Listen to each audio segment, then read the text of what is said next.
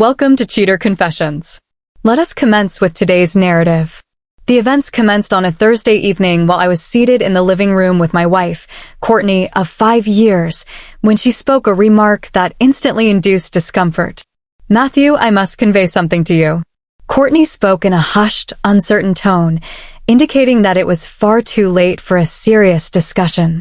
However, her sweet yet worried gaze revealed that this would not be one of those nights we allowed to pass without acknowledgement.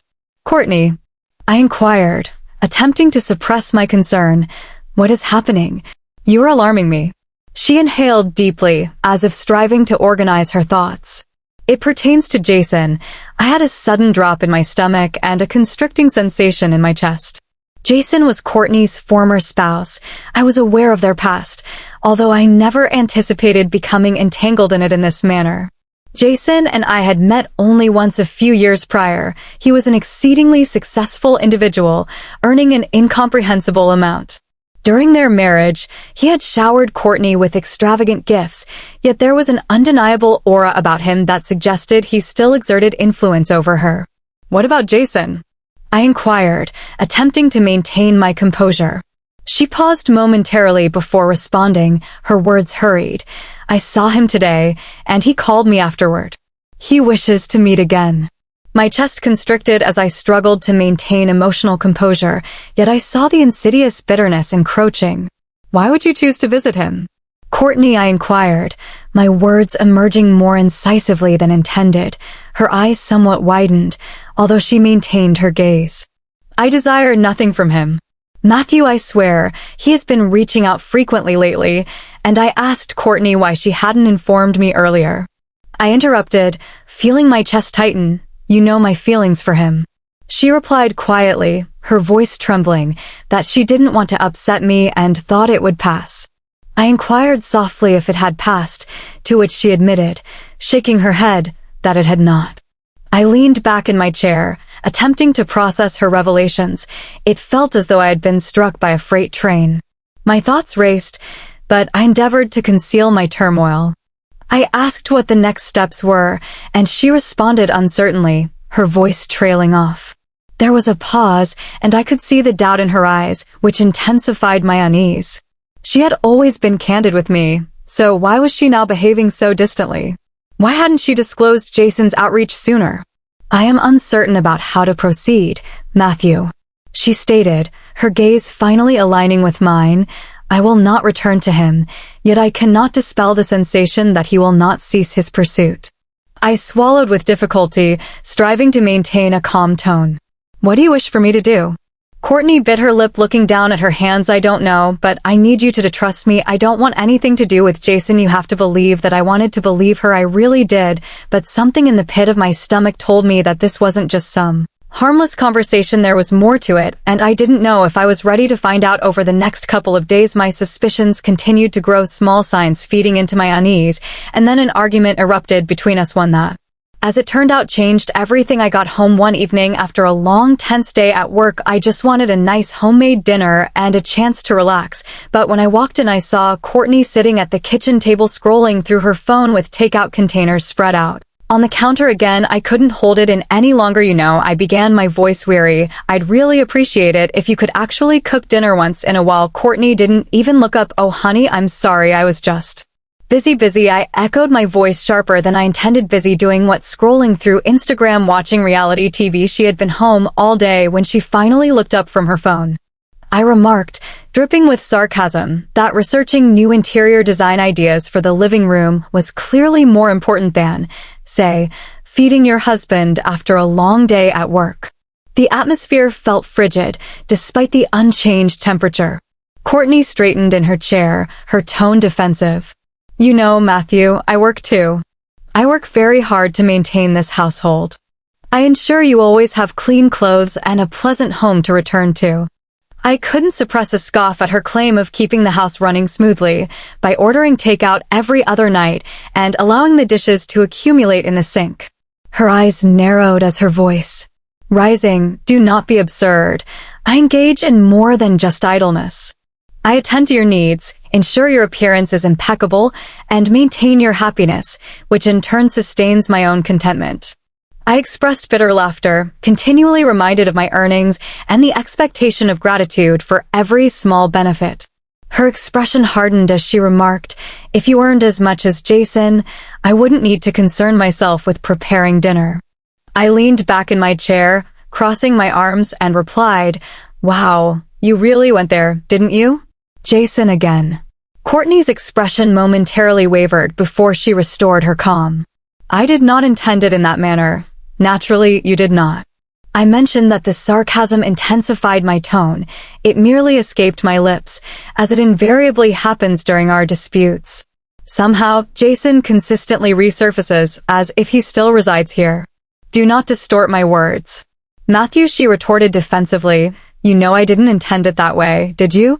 I inquired, sitting up straighter, as bitterness surged within me. "It invariably seems that during our disputes, you invoke Jason as a benchmark for my shortcomings as a husband." Courtney rose abruptly. With her arms crossed over her chest, I retorted, "I never claimed you were failing. You need not assert it. It's perpetually present, Courtney. Every remark regarding how he used to purchase you lavish jewelry or his substantial six-figure income, and now this insinuation that my earnings are insufficient for you to consider preparing dinner. Do you even comprehend your own words?" She opened her mouth to respond, but then closed it again, seemingly at a loss for words. For a brief moment, her gaze softened, and I thought perhaps she realized how hurtful her words had been. However, her defenses quickly reasserted themselves. "You're overreacting," she said, her tone dismissive. I was frustrated. "You're the one who came home grumpy, instigating a conflict over dinner." "I'm overreacting," I countered, my voice rising. "I work extended hours daily to provide for you, and upon returning home, I anticipate a pleasant homemade dinner rather than takeout." The tension in the room felt stifling, as if all the unspoken issues had suddenly resurfaced. As the evening progressed, we scarcely communicated further. I did not wish to harbor anger or engage in conflict. Nonetheless, I was unable to dispel the sensation that we were ensnared in an inescapable cycle. There were fissures in our marriage, ones we had overlooked until they had already begun to expand. Courtney withdrew to the bedroom, forcefully closing the door, while I remained seated, gazing at the kitchen counter. It was not merely the absence of dinner.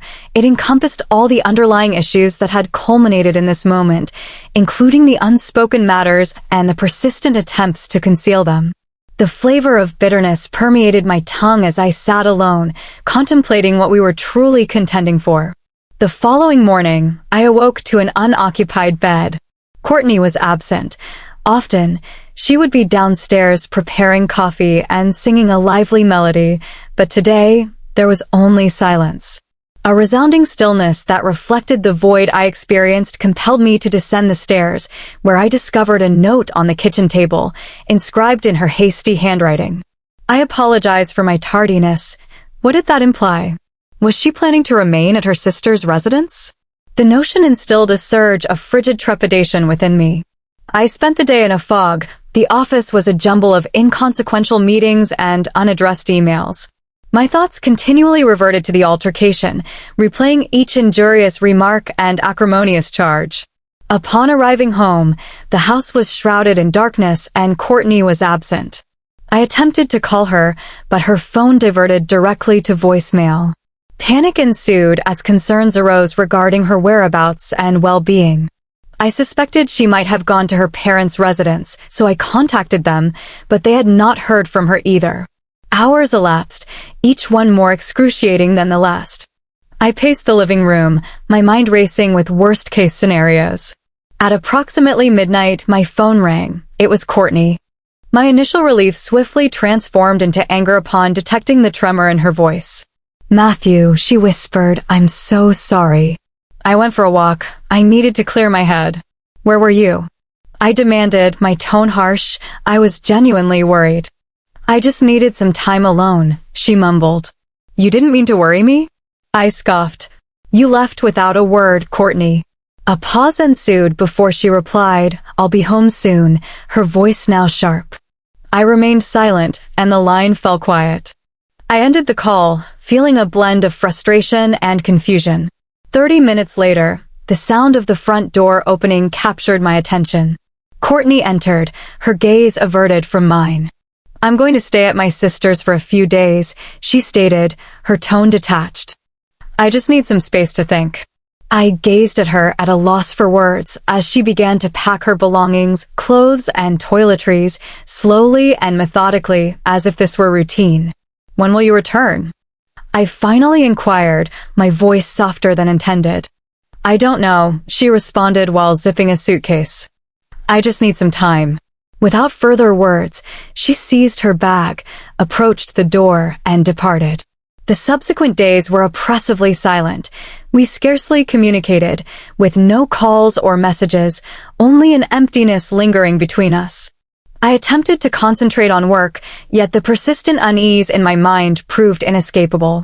Something wasn't right then. On the third day I was at work when my coworker and good friend Alex stopped by my desk. He looked around nervously before speaking in a low voice. "Matthew, I need to tell you something," he said, his face serious. "I saw Courtney the other night." I felt my stomach tighten where she was at a bar downtown with another guy. He explained, "I don't think anything happened between them, but they were definitely close, talking, laughing, and then they left together, hugging each other as they walked out." I tried to stay calm, but my heart started pounding in my chest. "Who is this guy?" I asked, barely able to speak. Alex described him, and I instantly realized it was Jason. He'd been messaging her over the past few days, but she insisted she had no interest in him anymore and didn't want to meet him, but as it seemed she still had. I couldn't shake the feeling that something was going on, so I made the decision to hire a private investigator. I told him exactly what I needed. "Follow her wherever she goes." The following day, the investigator reported that Courtney had dined with Jason, and their proximity was notably intimate. After the meal, they traveled together to Jason's residence, where they exited the vehicle and shared a kiss on the sidewalk before entering the house. The investigator had captured clear, incontrovertible photographs. Upon viewing them, I felt as though the ground had vanished beneath me. I stared at the images, unable to comprehend what I was witnessing. I found it hard to believe. Courtney was unfaithful with her ex-husband. The following morning, I immediately consulted a lawyer to initiate divorce proceedings. My marriage was irrevocably damaged by her betrayal. I felt no need to hear her explanation, as the evidence was evident in the photographs. By noon, the divorce papers were prepared. Later that day, I drove to Courtney's sister's residence, clutching the images of her and Jason. Upon entering, her sister's bewildered expression did not deter me. I demanded, "Where is she?" Her sister hesitated, asking, "What is happening, Matthew?" Courtney entered the room with a guarded expression. "What's wrong?" I said, slamming the photos onto the table and pointing at them. "This," I stated, "is what's happening." She halted, her face paling as she recognized the images. "Matthew, I severed ties with her, providing the time and space you required. I did not intend for this to occur. My confusion led me to your ex-husband. This is your method of resolution?" "I never aimed to inflict pain upon you," she murmured. I responded with a shake of my head. "Apologies do not rectify this situation. You have been unfaithful to me with him. Courtney, I can no longer continue this." I inhaled deeply, allowing my fury to subside. "I have concluded this matter. I have already initiated divorce proceedings. This relationship is finished." Panic filled Courtney's eyes as she pleaded, "I'm sorry, Matthew. Please don't abandon me." But I remained silent. I turned and departed without uttering another word. The divorce was swiftly finalized. Courtney relocated to her sister's residence, aspiring to revive her relationship with Jason now that she was unattached. However, Jason expressed disinterest in rekindling their romance, preferring a casual arrangement instead. Acknowledging her losses, Courtney approached me seeking forgiveness, stating, "I made a mistake," with tears in her eyes. "Please, Matthew, can we start over?"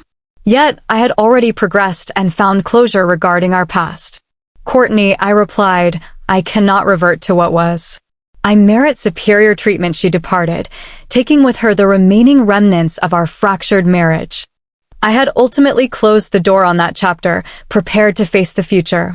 Thank you for watching.